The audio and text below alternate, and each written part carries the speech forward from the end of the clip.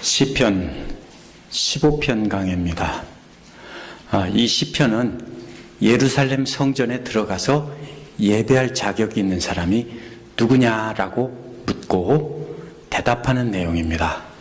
성전에 들어가기를 원하는 사람은 먼 나라에서 흩어져 살던 이스라엘 사람들, 순례객들입니다. 디아스포라 유대인들이라고 합니다. 명절에 예루살렘 성전에서 예배를 하려고 많은 돈을 모았다가 그거를 여비로 해서 산을 넘고 사막을 건너서 먼 길을 걸어와서 예루살렘 성전문에 도착했습니다. 그래서 성전에 자신이 들어가도 되는지 이렇게 물어보는 겁니다. 그럴 때 제사장이 들어와도 좋은 조건이 무엇인가? 이런 사람이면 들어와도 좋습니다. 라는 말입니다. 이 시편에서 성소에 들어가도 좋은 조건이 10가지입니다. 열 하면 생각이 뭐가 생각납니까? 열. 10계명이 생각나고 10 손가락이 생각납니다. 그래서 하나님의 지혜를 가르치는 학교에서 청소년들이나 어린아이들한테 하나님 말씀을 가르칠 때 10 손가락을 세가면서 가르쳤을 것입니다. 그래서 10가지라고 저는 생각합니다. 10계명도 마찬가지일 거라고 생각합니다. 왜 하필이면 10개냐? 11개나 12개도 아니고 10 손가락으로 세라고. 그런데 이것을 세면서 노래를 불렀을 겁니다. 10가지를 세면서 노래로 부르게 해서 완전히 암기하게 했을 겁니다. 순례객뿐 아니라 하나님의 백성들은 성전에 들어가서 예배하려면 다 이런 조건을 갖추어야만 성전에 들어가서 예배할 수 있다라는 말입니다. 이 중에서 5가지는 긍정적인 조건이고요. 5가지는 부정적인 조건입니다. 5가지는 이런 거를 해야 되고 5가지는 이런 거를 안 해야 되는 사람이라는 겁니다. 그래서 이 10가지 조건을 자세히 보면서 우리는 어떻게 하나님을 예배할 자격을 얻을 수 있는지 생각해 보겠습니다. 첫 번째로 1절은 예배하기를 원하는 순례객이 이제 성전 문 앞에 와서 질문하는 겁니다. 누가 주님의 장막에 살 수 있겠습니까? 여기서 산다는 말은 임시로 머무른다는 말입니다. 예를 들면 진주자매가 만약에 우리 집에 와서 방을 구하기 전에 하루만 있겠다라고 하면은 그게 여기서 사는 겁니다. 이틀만 있겠다라고 하면 그게 사는 겁니다. 제가 어느 군인 부부를, 가족을 그렇게 우리 집에서 방구할 때까지 이렇게 재워준 적이 있습니다. 그러면 그것이 바로 뭡니까? 여기서 산다는 말입니다. 무슨 소리예요? 하나님의 성전에 손님으로 가서 거기에 가서 하나님을 만나고 이렇게 나올 수 있느냐, 이런 말입니다. 그래서 언제 나오냐면요, 창세기 12장 10절에 보면 아브라함이 이집트에 머물 때 이 말을 썼습니다. 또 이삭이 창세기 26장 3절에서 이삭이 그랄에 아비멜렉에 가서 임시로 머물 때도 이 말을 썼습니다. 뭡니까? 손님으로 잠시 있다가 하는 겁니다. 그래서 신약 성경에서 동방 박사들이 예수님을 찾아와 경배한 것도 바로 이런 뜻일 겁니다. 손님으로 잠시 와서 경배하고 돌아가는 것 같은 상황입니다. 그렇다면 하나님의 성전에 와서 손님으로 머물면서 이제 하나님을 경배하고 찬양한 후에 돌아가도 됩니까? 이런 질문입니다. 근데 둘째 질문은 또 산다는 말이 또 나오는데요. 누가 주님의 거룩한 산에 머물 수 있겠습니까? 라는 것입니다. 이 말은 손님으로 방문한다는 뜻이 아닙니다.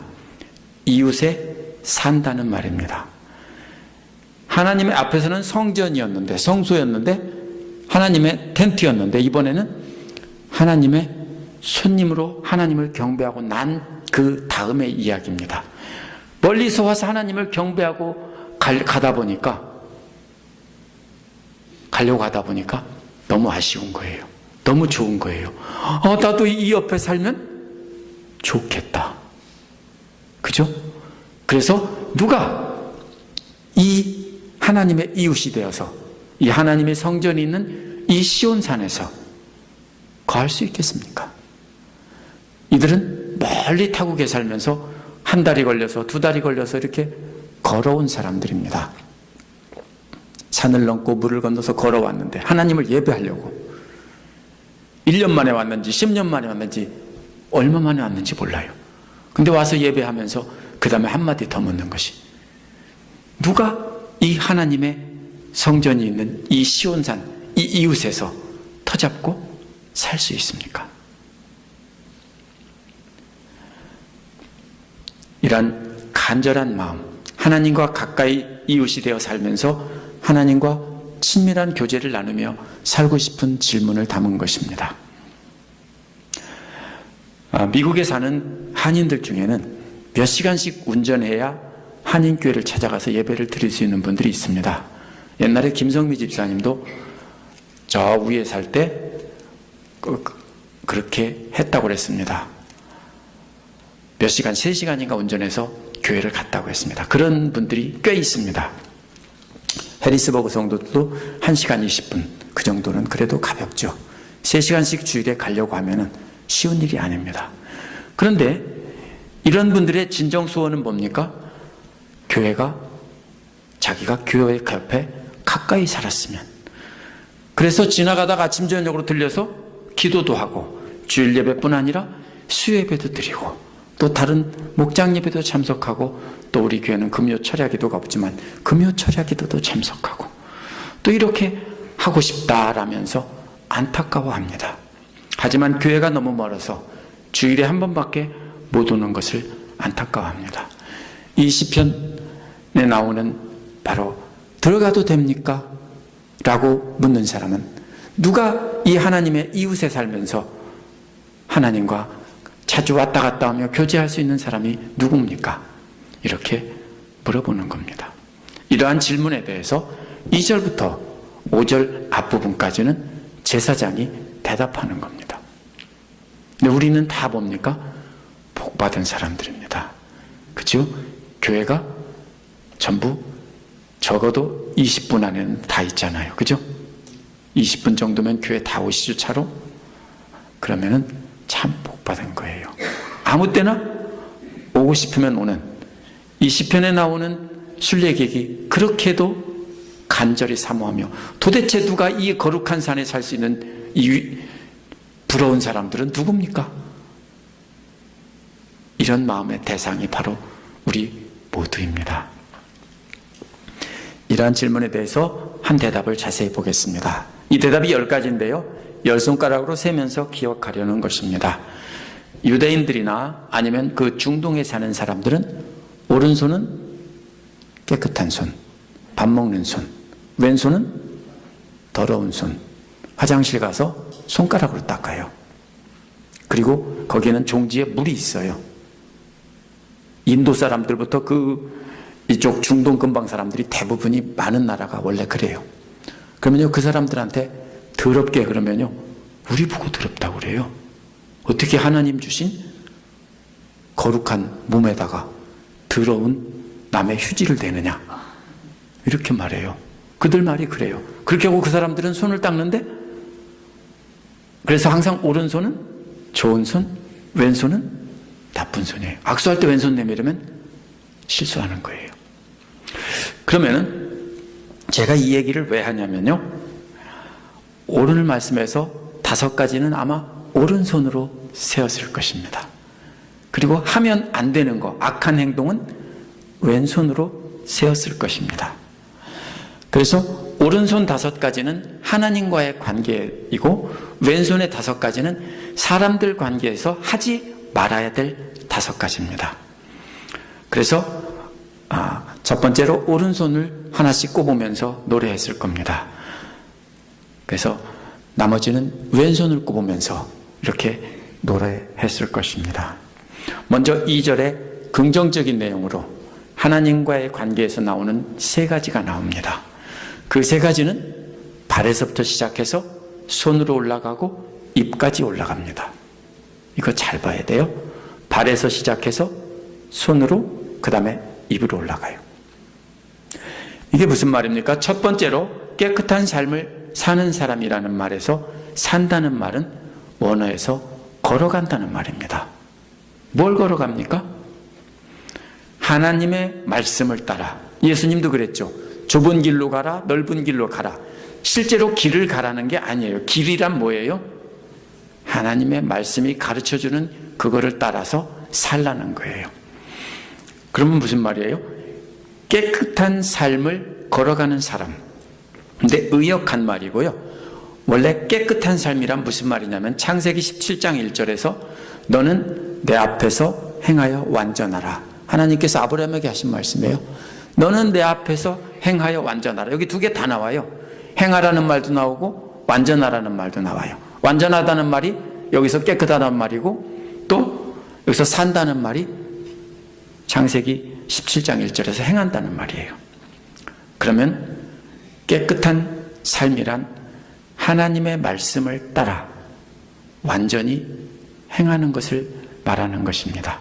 또 레위기에서는 언제 썼냐면 흠없는 재물을 가리킬 때 썼습니다. 즉 하나님 기뻐 받으실 수 있는 재물이 바로 뭡니까? 완전한 삶, 깨끗한 삶입니다. 세번역에서는 이것이 도덕적으로 깨끗하게 사는 거다라고 해서 의역을 해서 깨끗한 삶이라고 했는데 원래는 완전하다라고 해야 됩니다. 하나님 앞에서 완전하다. 따라서 하나님 앞에 살아있는 제물로 하나님이 기뻐 받으실 수 있는 그런 흠이 없는 삶을 살아야 한다는 것입니다. 하나님 앞에 흠이 없는 삶을 살아야 하나님의 전에 들어가서 예배를 할 수 있다라는 말입니다. 이어지는 둘째와 셋째는 첫째에서 말한 흠없이 걸어가는 그 삶이 무엇인가 구체적으로 설명한 것입니다. 어떻게 걸어가는 것이 흠없는 삶이냐? 둘째는 정의를 실천하는 사람. 실천한다는 말은 신명기 33장 11절에 보면 그의 손에 일을 받으소서라고 했습니다. 그의 손에 일을 받으소서. 손에 일. 이것이 바로 여기서 실천한다는 말입니다. 이것은 손으로 올라온 겁니다. 실천한다는 말은 손으로 만든다는 뜻입니다. 원래. 조금 줄여주세요. 실천한다는 말은 손으로 만드는데 뭘 만듭니까? 바로 이 올바른 일을 한다라는 겁니다. 정의를 실천한다고 했죠?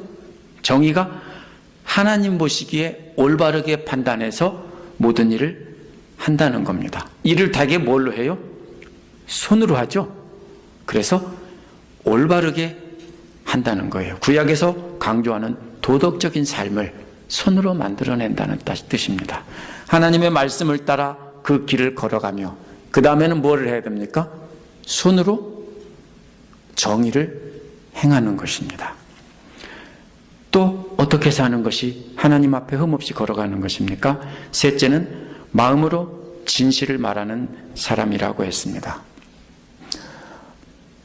마음으로 진실을 말한다는 말이 무슨 뜻입니까? 말하는 기관은 입입니다. 그래서 이제 발에서 시작해서 손으로 왔다가 입으로 왔습니다.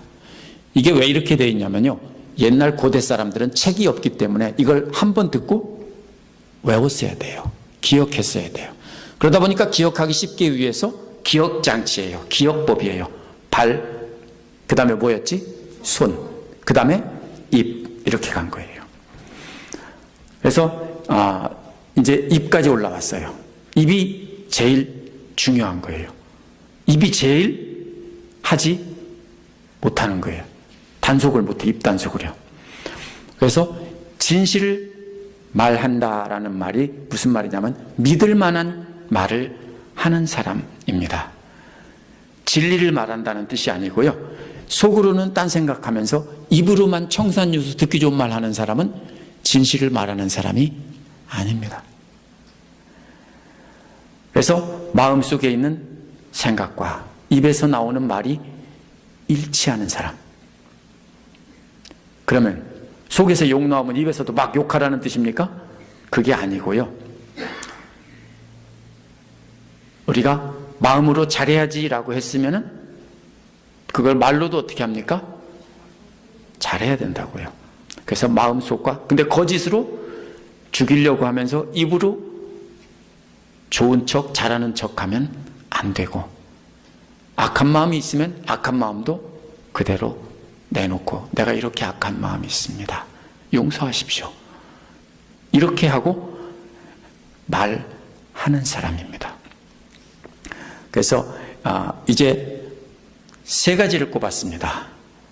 발에서부터 하나님 말씀을 따라 걸어가고, 손으로는 정의를 행하고, 입으로는 진실을 말하고, 손가락 2개가 남았습니다. 그런데 손가락 2개를 남겨놓고 이제는 왼손으로 넘어가려고 합니다. 계속 이러고 계셔야 됩니다. 이어지는 3절은 사람들과의 관계를 말한 것입니다. 앞에 3개는 하나님과의 관계를 생각하고 올바로 하는 것인데, 이번에는 사람들과의 관계입니다. 3절에서는 저명한 학자들조차 이 공통점을 찾아내지 못했는데, 제가 아까 성경을 보다가, 원어를 보다가 찾아냈습니다. 그래서 하다 말고 뛰어다니면서 유레카, 와, 발견했다 라고 하면서 좋아했습니다. 그게 뭐냐면요, 이 3가지도 발, 손, 입이에요. 이게 뭐냐면요, 원어를 자세히 살펴보면 여전히 발에서, 손에서 거쳐서 이렇게 입으로 가고 있어요. 먼저 혀를 올려 남의 허물을 들추지 않는 사람, 이게 어떻게 발이냐? 이해가 안 되죠? 한글 성경도 영어 성경도 절대로 발이 아니에요. 발이 안 나와요. 원어를 보면요, 남의 허물을 들추지 않는 사람이라는 말은 원어에서 라갈이라는 말인데요, 이 말은요 본래 발이라는 뜻이에요. 그럼 이게 어떻게 발이 남의 허물을 들추는 거냐? 이 말은 원래 정탐꾼들이, 군대에서 정탐꾼들이 남의 비밀을 캐내기 위해서 몰래 가서 잠입해서 들어가서 정보를 캐내올 때 쓰던 말이에요. 그때 뭡니까? 발로 살금 걸어가서 정보를 캐내오는 거예요. 그렇게 발로 가서 혀로 정탐한다고 했어요. 뭐예요? 남의 과거의 비밀을요 몰래 잠입해서 캐낸 다음에 귓속말로 다른 사람에게 전하는 거예요. 그런 사람은 하나님의 손님 될 자격이 없다라고요. 이거 굉장히 중요한 말씀이에요.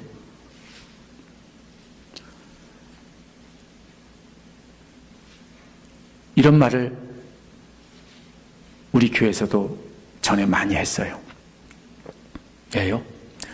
과거의 남의 잘못을요 들추어가지고 이야기 지금도 하는 분들이 있어요. 그래가지고 어떻게 됩니까? 몇몇 사람들은 상처를 받아서 안 나오는 경우도 있어요. 제 말이 틀려요? 누구를 지적하는 게 아니에요. 과거에 이 사람은 이랬다더라. 근데 알고 보니까 본 것도 아니에요. 여기 살지도 않았을 때 이야기를 누군가가 저 위에 뉴욕이나 어디 살다가 이사 왔는데 거기서 누구한테 이야기를 전했는데, 전한 사람도 뭐예요? 똑같이 스파이예요. 발로 스파이. 가서 나쁜 얘기하면 그 말을 듣고 또 새로운 사람에게 그걸 또 뭡니까? 야, 쟤는 똥꼬에 털 났대. 막 이렇게 얘기를 해주는 거예요. 그럼 뭐예요? 이게 바로 남의 허물을 들추는 사람이에요. 이게 발이에요. 그러면요, 이렇게 하면 하나님의 손님 될 자격이 없다라는 거예요. 왼손, 더러운 손의 첫 번째예요. 혀를 놀려가며 남의 허물을 들추지 않는 사람은, 들추는 사람은요 발로 살금살금 걸어가서 스파이 노릇해서 정보를 캐낸 다음에 남에게 귓속말로 전하는 사람이에요. 이런 사람은 하나님 전에 들어갈 수 없고 하나님을 예배할 수 없습니다. 예배한다고 해도 받지도 않습니다. 흔히 믿기만 하면 구원받는다고 해서 잘못 알고 아무렇게나 말하고 아무렇게나 행동하면서 우리가 그동안 살아왔습니다. 그래서 기독교가 뭐가 됐어요? 지금요? 개독교가 됐습니다. 왜? 교회 다니는 사람들이 다 그래요. 그런데 잘못됐어요. 여기서 뭐라고 했어요? 그렇게 남의 허물을 조사해서 스파이처럼 폭로하는 사람은 그 버릇을 고치기 전에는 하나님께서 그 예배를 받지 않으세요. 과거에 한 거요? 상관없어요. 하나님은 과거의 허물을 탓하는 분이 아니에요. 그럼 만약에 과거에 그렇게 했다면 지금부터 입을 닫아야 돼요. 그리고 하나님 앞에 뭐를 해야 돼요? 우리가요? 회개해야 돼요. 회개하고 남의 허물을 들추지 말아야 돼요. 두 번째로 부정적인 조건은 친구에게 해를 끼치지 않는 사람입니다. 해를 끼친다는 말에서 해를 끼친다는 말은 히브리어로 아사라는 말인데요. 이 말은 창세기 33장 17절에서 그의 가축을 위하여 우리간을 지었으므로 라는 말이 나옵니다. 그래서 지었다는 말이 아사예요. 이 말은 무슨 말이냐면요, 말로 지어내서 남을 해친다는 말이에요. 짓는 게 뭘로 지어요? 손으로 지어요. 근데 손으로 짓는다는 것을 비유적으로 표현한 거예요. 말을 지어내요. 뭘 지어내요? 있지 않은 말을 지어내서 남을 해치는 거예요. 또 남에게 해가 될 만한 계획을 생각해서 그거를 모함을 하고 남에게 비방하는 거예요. 말로 남을 비방하죠. 근데 하지도 않은 걸 했다고 하고, 아 했으면 했다고 하고, 그렇죠?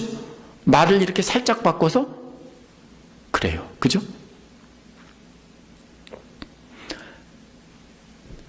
제가 엊그저께 목자님들을 우리 집에서 모였는데, 제가 그래서 앞으로 제가 그런 말을 했어요. 우리 집사님들하고 언제 남편들이 허락하시면 목자 수련회를 한번 했으면 좋겠습니다. 그래서 집사님들하고 하룻밤 자면서 그랬더니 막 웃습니다. 이 말만 만약에 녹음해서 잘라서 돌리면은 나는 끝장난대요. 사람들이 뭐라고 그래요? 남을 비방하는 것이 때로는 한 말 그대로 했다라고 해요. 그죠? 근데 어떻게 해요? 남의 말을 앞 자르고 뒤 딱 잘라서 이렇게 해서 전달해요. 그럼 뭐가 돼요? 지어내는 거예요. 없는 소설을 만들어내는 거예요. 남을 이렇게 없는 말로 꾸며서 이야기를 고의적으로 해치기 위해서 말 바꿔서 이렇게 전달하는 사람입니다. 이게 손으로 악을 만드는 사람들이에요. 그래서 친구에게 해를 끼치는 사람입니다. 그래서 하나님 앞에 설 수 있는 사람은 그런 거 안 하는 사람입니다. 친구를 해칠 악한 계획을 손으로 만들어내지 않는 사람만이 하나님을 예배할 수 있다라는 겁니다. 두 번째 꼽았습니다. 세 번째 부정적인 조건은 이웃을 모욕하지 않는 사람입니다. 모욕한다는 말은 이제 입으로 올라왔죠. 다 말이지만 이 말의 어원을 파고 들어가면은 히브리 사람들은 딱 생각하기를 발, 손, 입이에요. 아까 앞에 세 가지도 발, 손, 입인데 이번에도 발, 손, 입이에요. 무슨 뜻일까요? 입으로 이웃을 해치는 모욕이란 성적인 모욕, 또 애 낳지 못하는 것, 과부, 굶주림과 질병, 할례받지 않은 것, 전쟁터에 나가서 부상 입은 사람, 이게 다 뭐예요? 본인이 부끄럽게 생각하고 힘들어하고 이미 본인이 상처와 열등감을 다 가지고 있는 거예요.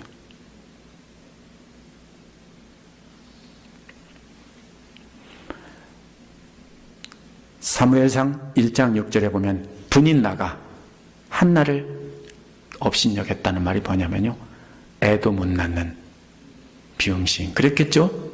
왜 그랬을까요? 엘가나가 한나를 더 사랑하니까 질투가 나서 나는 애도 낳는데 너는 애도 못 낳는 병신 아니냐, 이렇게 놀렸을 거예요. 성경에 병신이라는 말은 안 나와요. 목사가 또 병신이라겠다고 하지 마세요.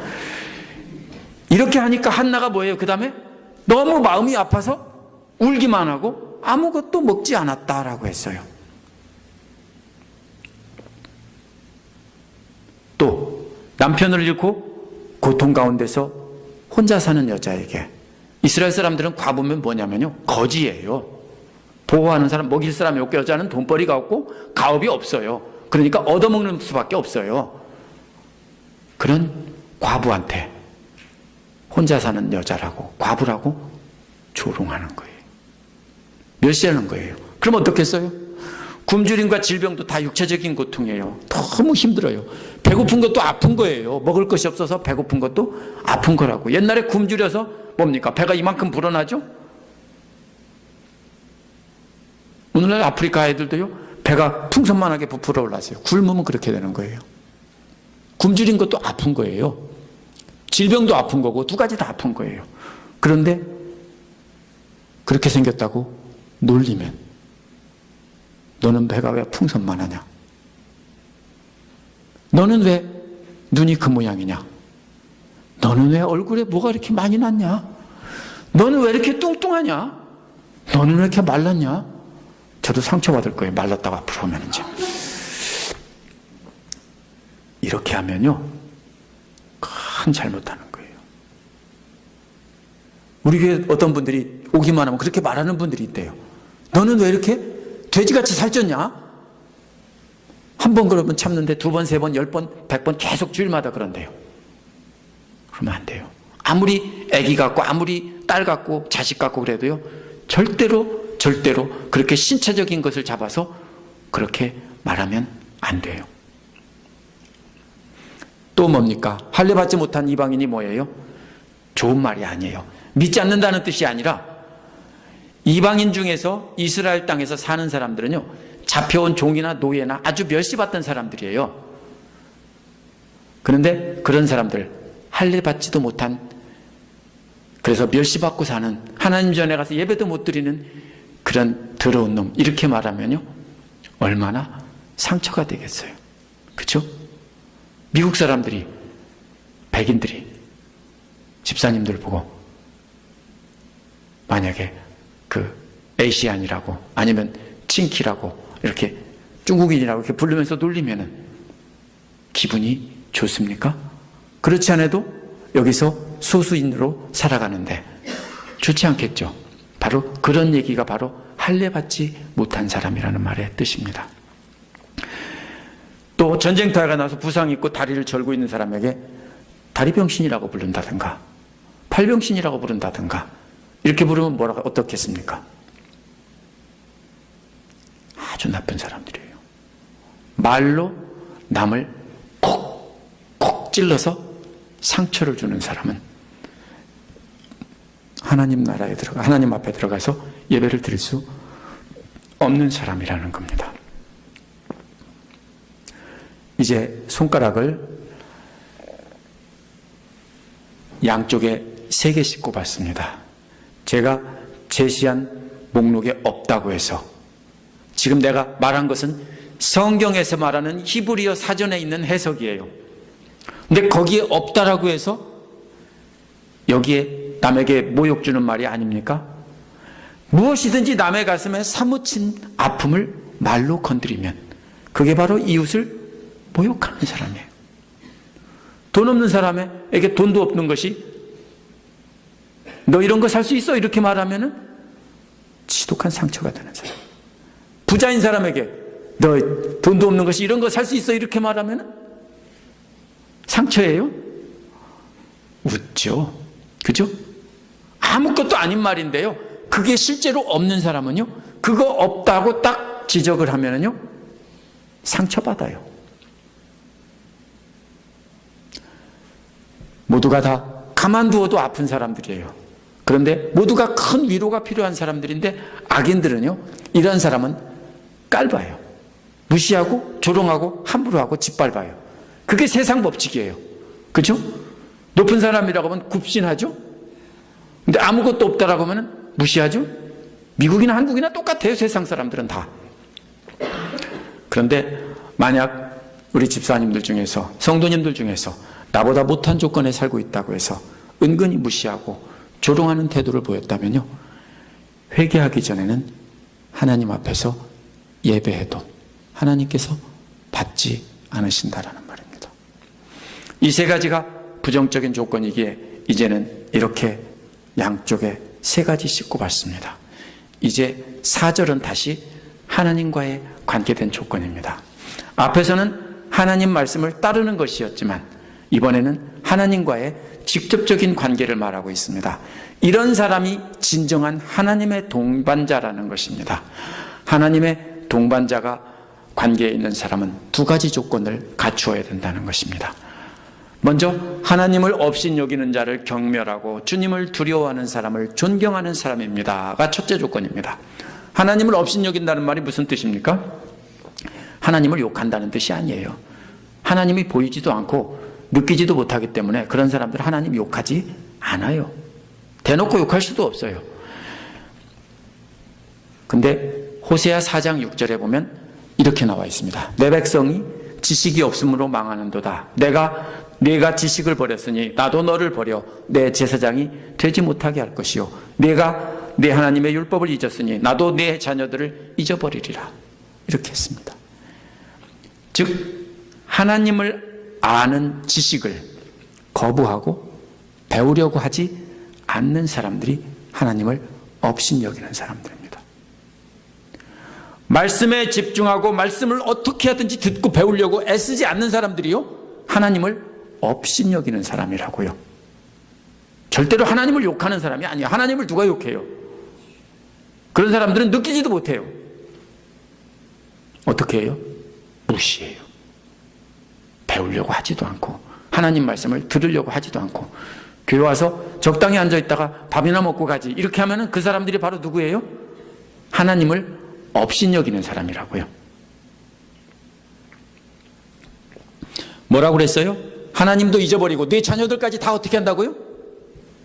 잊어버릴 것이다 라고 했다고.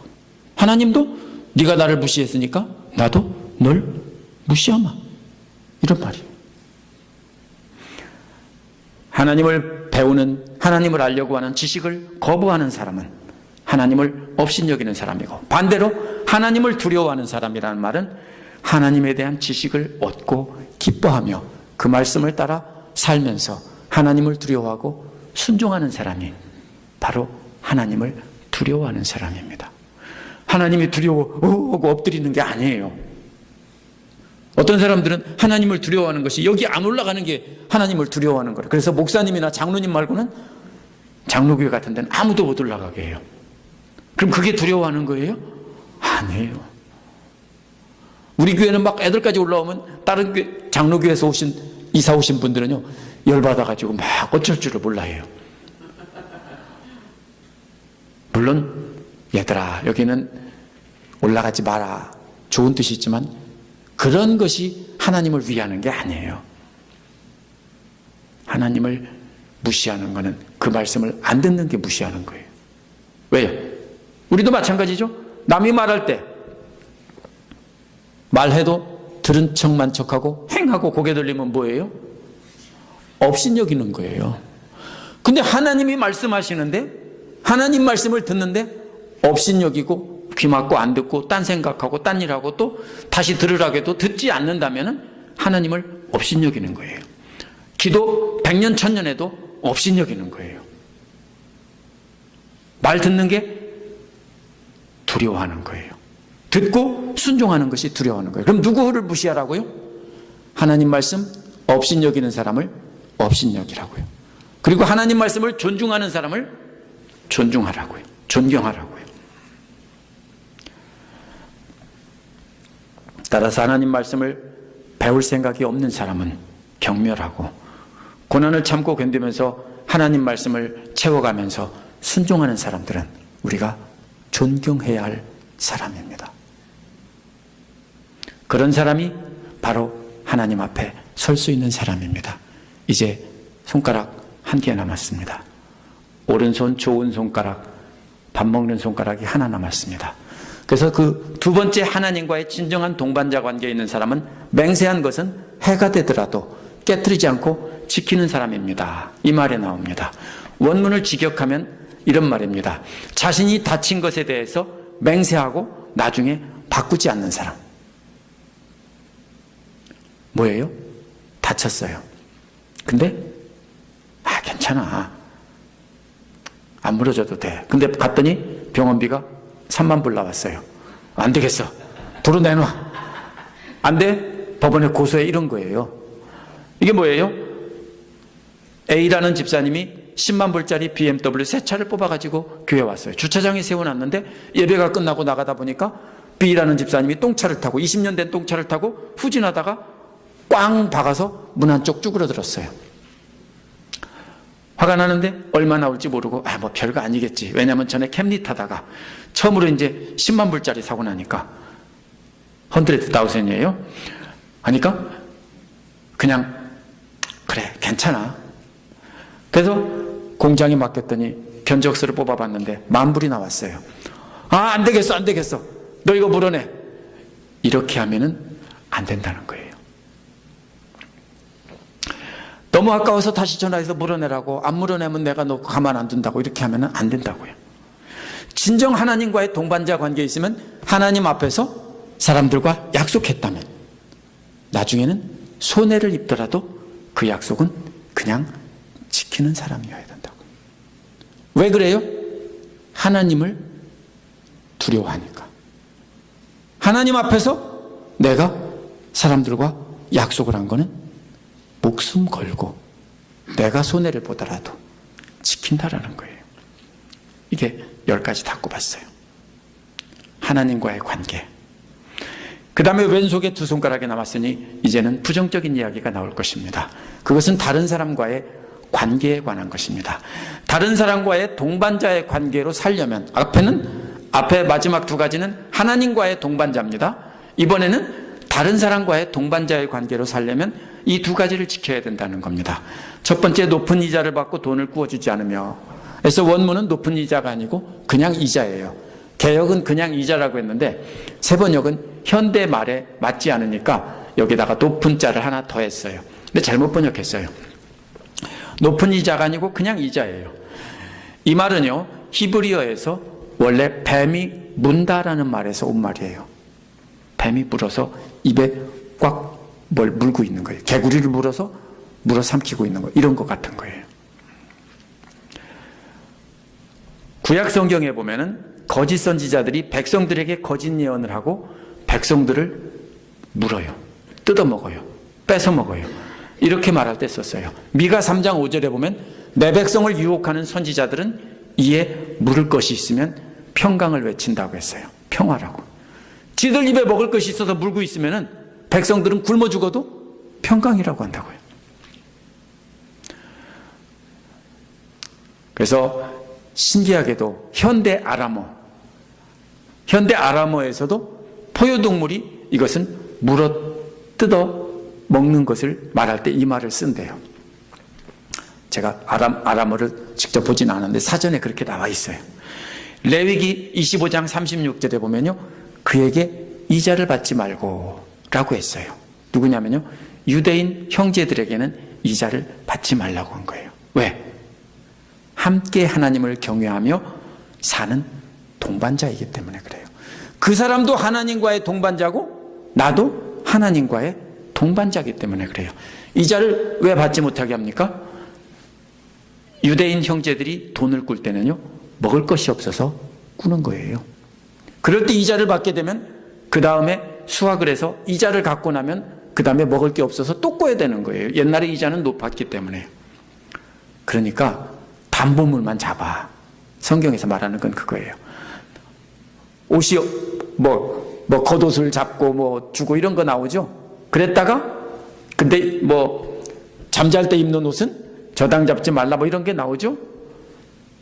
왜 그래요? 그리고 바로 해가 지기 전에 돌려주라 이런 말들이 나오죠. 그게 뭐예요? 잡기는 잡고 먹을 것을 구워주는데 돈을 구워주되 약속을 안 지켰어도 밤이 되면은 불쌍하니까 그냥 돌려주고 내일 꼭 갚어 이렇게 하라고요. 그것이 성경에서 말하는 돈을 구워주는 원리예요. 근데 이방인들에게는 구워주고 이자를 받으라고 했는데 이게 참 오해예요. 이방인들에게도 구워주라는 말이 아니에요. 레위기 25장 35절에 보면 거류민과 동거민들에게도 받지 말라고 했어요. 이스라엘 형제들에게는 거류민과 동거민처럼 받지 말라고 했어요. 거류민과 동거민이 뭐냐면요, 게르와 토샤브인데요, 이 두 말은 다 이스라엘 사람들 중에 거하는 가난한 이방인들을 말해요. 그럼 그 사람들에게 이자 받지 말고 그냥 주고 그냥 꿔주라는 거예요. 그러나 신명기 23장 20절에 나오는 타국인은 나크리라는 말인데요. 이 사람들은요, 대상들이에요. 상업적인 여행을 하는, 낙타를 타고 먼 길을 여행하는 대상들이에요.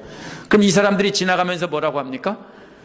좋은 물건을 샀는데 앞으로 더 사서 팔아야 되는데 내가 내년 이맘때 다시 이 길로 또 올 텐데 그때 갚을게? 돈 꿔줄래? 그러면 이것은 뭐예요? 먹을 것을 꿔주는 게 아니라 비즈니스상 꿔주는 거예요. 그럼 그때는 이자를 받으라는 거예요. 왜? 그때는 돈을 빌려주고 그 사람은 왕창 돈을 남겨먹는데 그걸 이자를 안 받으면 안 되죠. 무슨 말인지 아세요? 근데 양식을 꿔주는 거를 이자를 받으면 안 된다는 거예요.